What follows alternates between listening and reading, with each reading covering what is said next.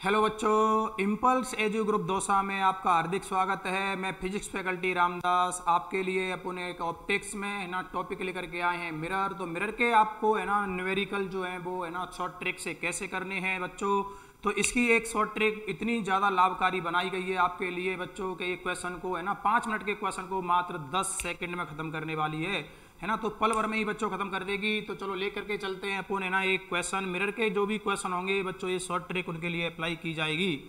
तो अपने पास में यहाँ पर एक क्वेश्चन दे रखा है और क्वेश्चन ये है कि ए object is present at A distance of 60 centimetre in front of A concave mirror of 40 centimetre focal length. यहाँ पर बच्चों एक ऑब्जेक्ट को 60 सेंटीमीटर डिस्टेंस पर कॉनकेव मिरर के फ्रंट पर रखा गया है जिसकी फोकल लेंथ अपन को 40 सेंटीमीटर गिवन है। Find the position, magnification and nature of the image. अपन को इसकी पोजीशन फाइंड करनी है इमेज की, उसका मैग्निफिकेशन क्या होगा और उसकी नेचर क्या होगी।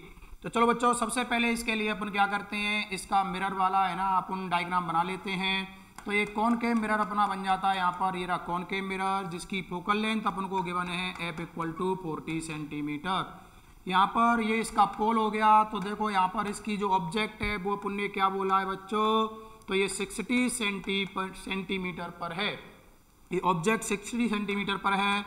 अपन जानते हैं कि ऑब्जेक्ट से जो लाइट रे जाती हैं टूवर्ड्स मिरर जाती हैं। तो यहाँ से अगर डिस्टेंस अपन मेजर करते हैं तो वो पोल से मेजर करते हैं। इंसिडेंट लाइट रे इस डायरेक्शन में जा रही है और अपन उसके अपोजिट डायरेक्शन में डिस्टेंस मेजर करते हैं। तो मिरर के इधर वाली सारी नेगेटिव डिस्टेंस नेगेटिव ली जाएंगी। तो इधर की सारी डिस्टेंस तो बच्चों नेगेटिव होंगी, तो इधर की सारी डिस्टेंस क्या होने वाली हैं, पॉजिटिव होने वाली हैं। और इस मिरर की जो फोकल लेंथ है वो यहाँ पर आएगी। तो ये फोकल लेंथ जो कि अपन को गिवन है 40 सेंटीमीटर। तो यहाँ पर इधर की सारी डिस्टेंस में बताओ ऑब्जेक्ट की डिस्टेंस मतलब u की वैल्यू भी नेगेटिव आने वाली है और f की वैल्यू भी नेगेटिव आने वाली है। चलो इसके लिए अपन सबसे पहले मिरर फॉर्मूले का यूज कर लेते हैं। तो मिरर फॉर्मूला अपने पास में होता है 1/v + 1/u = 1/f। 1/v b की वैल्यू फाइंड करनी है प्लस 1/u की वैल्यू यहाँ से -60 रख लेंगे = 1/-40, क्योंकि दोनों ही डिस्टेंस अपोजिट डायरेक्शन में मेजर की जा रही हैं इंसिडेंट लाइट रे के मेजर अपोजिट डायरेक्शन में, इसलिए दोनों डिस्टेंसों को अपन नेगेटिव लेने वाले हैं बच्चों। चलो यहाँ से इसको सॉल्व करने की कोशिश करते हैं। जैसे इस वाली 1/-60 को अपन उधर शिफ्ट करेंगे तो ये पॉजिटिव हो जाएगा। तो 1/60 हो गया, फिर माइनस के 1/40। इसका अपन एलसीएम लेने वाले हैं। तो इसका एलसीएम ले लिया 120। 60 का डिवाइड करेंगे 2 टाइम्स, तो यहाँ तो 2 का 1 से मल्टीप्लाई कर दो। फिर यहाँ पर बच्चों इस 40 का 120 में डिवाइड करोगे तो ये 3 टाइम्स, तो इसका 1 से मल्टीप्लाई कर दोगे तो 1/v = हो जाएगा माइनस के 1/120। तो यहाँ से v = आने वाला है माइनस के 120 सेंटीमीटर।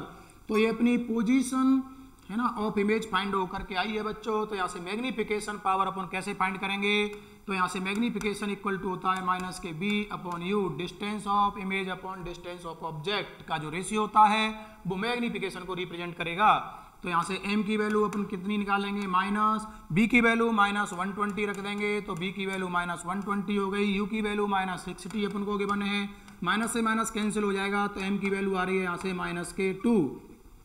तो ये अपन को m की वैल्यू मिली है।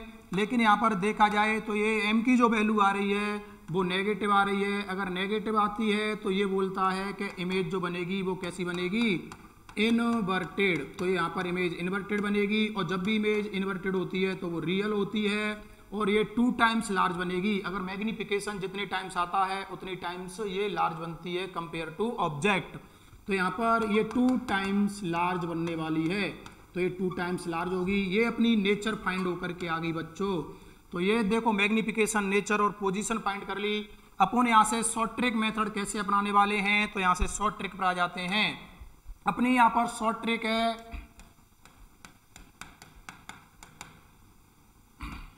शॉर्ट ट्रिक, और शॉर्ट ट्रिक आपके क्वेश्चनों के लिए बहुत ही ज्यादा लाभकारी होगी बच्चों।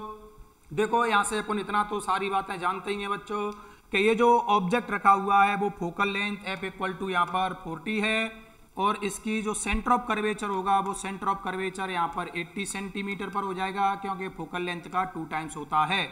तो ये तो हो गया इसका सेंटर ऑफ कर्वेचर। अगर अपन ये भी बात जानते हैं कि कॉनकेव मिरर के केस में बच्चों अगर कोई ऑब्जेक्ट 40 सेंटीमीटर और मतलब सेंटर ऑफ कर्वेचर और फोकस के बिटवीन रखा होता है तो उसकी इमेज जो होती है वो सेंटर ऑफ कर्वेचर और इन्फिनिटी के बिटवीन बनती है और इससे लार्ज टाइम्स बनती है। तो बच्चों ये लार्ज हो गई, तो इसकी इमेज जो है वो सेंटर ऑफ कर्वेचर के है ना सेंटर ऑफ कर्वेचर के बिहाइंड बनेगी, मतलब सेंटर ऑफ कर्वेचर और इन्फिनिटी के बिटवीन बनने वाली है। तो अपने आप से कह सकते हैं कि इसकी वैल्यू कैसी आएगी, नेगेटिव, क्योंकि इधर बनेगी तो नेगेटिव बनेगी और रियल भी बनेगी। और नेगेटिव, नेगेटिव का मतलब इन्वर्टेड है, रियल है बच्चों, बात समझ आ गई क्या। और लार्ज बन रही है कंपेयर टू ऑब्जेक्ट, ठीक है बच्चों।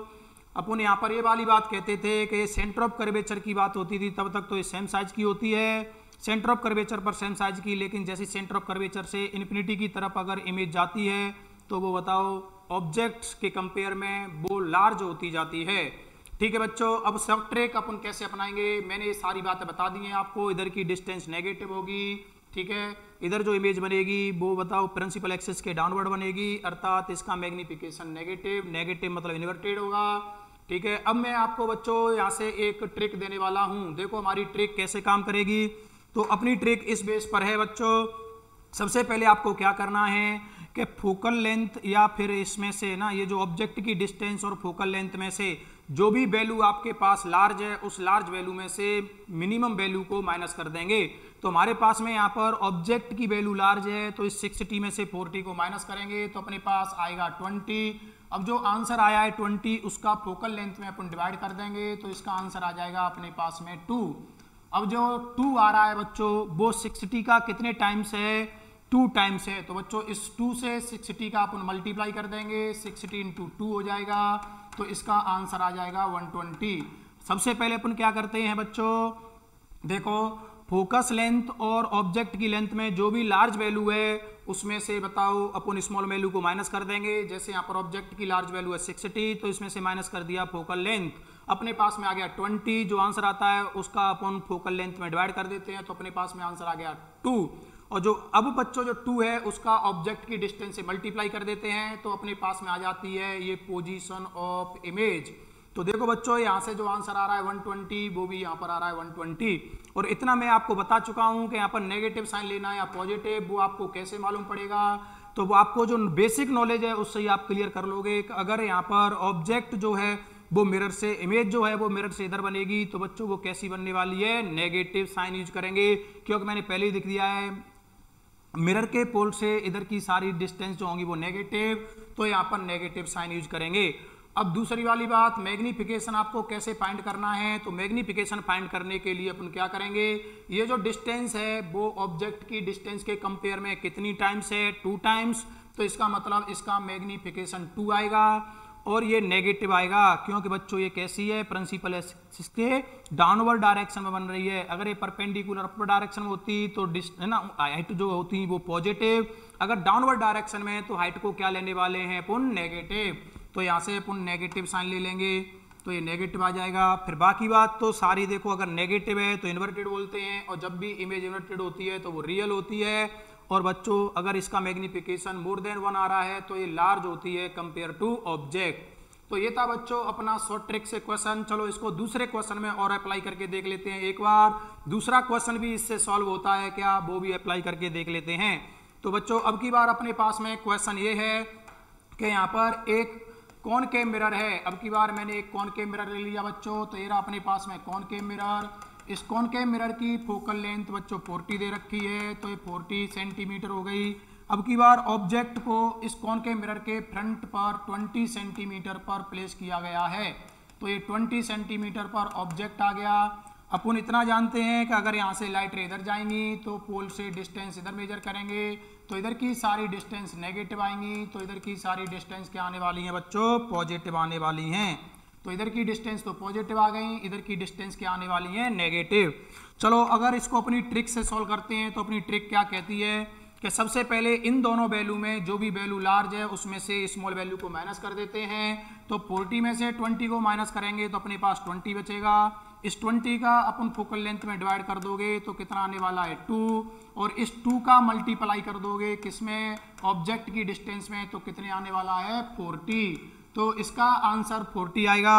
और अपन इतना भी जानते हैं कि अगर इसकी फोकल लेंथ 40 है तो फोकल लेंथ यहाँ पर आएगी एफ, और जो भी 40 होगी 40 सेंटीमीटर होगी। और इतना अपन जानते हैं कि अगर ऑब्जेक्ट को फोकल लेंथ और पोल के बिटवीन अगर प्लेस किया गया है तो इसकी बनने वाली जो इमेज होगी वो बिहाइंड द मिरर होगी बच्चों। और अगर जो भी है ना इमेज बिहाइंड द मिरर होती है वो बच्चों कैसी होती है, इरेक्ट होती है।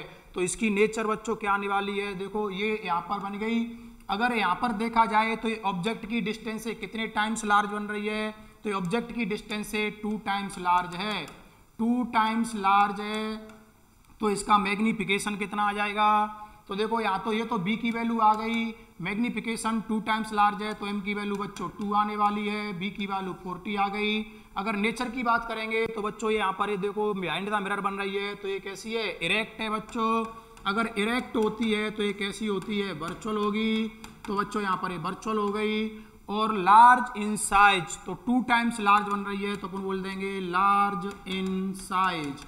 तो बच्चों यहाँ से इस प्रकार अपन जल्दी से फटाफट आंसर फाइंड कर लेंगे। ओके बच्चों, थैंक यू बच्चों, आशा है आपको ये ट्रिक समझ में आई होगी। ऐसे ही इसी प्रकार अगर इम्पल्स एजो ग्रुप दौसा से जुड़े रहिएगा तो आपको क्वेश्चनों की ट्रिक है ना ट्रांसफर करती जाएगी। ओके बच्चों, धन्यवाद।